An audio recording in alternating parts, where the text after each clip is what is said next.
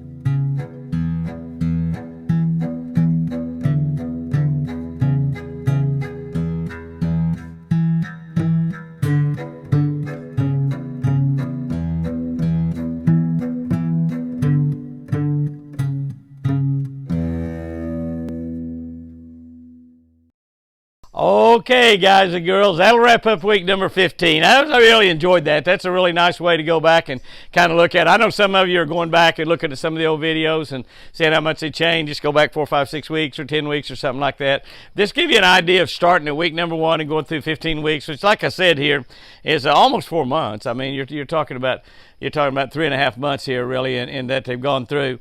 And I think they're about as big as you're going to get, but we're going to watch them. We'll have episode number 16 next week. Deer season is just around the corner for a lot of people. There's a lot of deer hunting starts in September. They're already hunting deer in South Carolina. I know they start in August in South Carolina when the deer are still in velvet, just like our deer are. So if you know anybody that loves to deer hunt, that appreciates deer, yeah, share these videos with them. Get them to come on here and take a look at them, because it's been an amazing little series. I've loved doing it. We're going to carry it on out through the fall and kind of watch them and see how they act and what happens. So it'll still be interesting, even though the growth period, I think, is pretty much over. We'll watch them get that velvet off, and we'll go from there. Guys and girls, go out there and have you a great one today. And remember, yeah, you're right, I sure do love you.